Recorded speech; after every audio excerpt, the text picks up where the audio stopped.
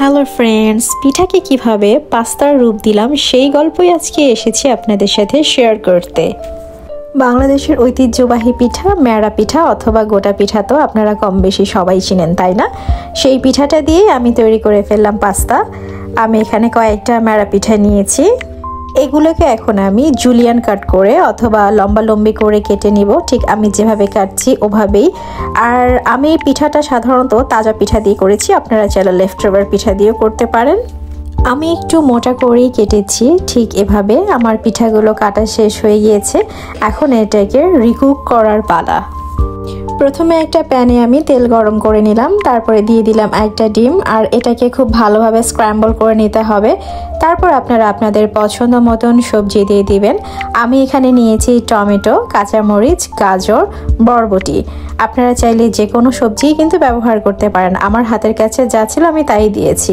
আর দিয়ে দিলাম স্বাদে ম্যাজিক, সাথে অ্যাড করে দিলাম কিছুটা সয়া সস, আর দিয়ে দিলাম টমেটো ক্যাচাপ। আপনারা চাইলে এখানে চিংড়ি অথবা মুরগির মাংস ব্যবহার করতে পারেন, কোনো ধরা বাঁধা নিয়ম নেই, এটা যার যার পছন্দ অনুযায়ী সবজি, যে কোনো ধরনের সবজি অথবা মাংস ব্যবহার করা যেতে পারে।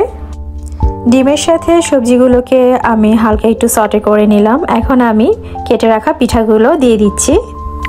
টেস্টটাকে আর একটু এনহ্যান্স করার জন্য আর ঝালটা একটু বাড়ানোর জন্য আমি এখানে গোলমরিচের গুঁড়ো অ্যাড করে দিলাম, আর সাথে দিয়ে দিলাম সামান্য পরিমাণে ধনিয়া পাতা কুচি। এখন এ পর্যায়ে চুলার আঁচটা মিডিয়াম লো ফ্লেমে রেখে আমি সবজির সাথে পিঠাগুলোকে খুব ভালোভাবে মিক্স করে নিচ্ছি।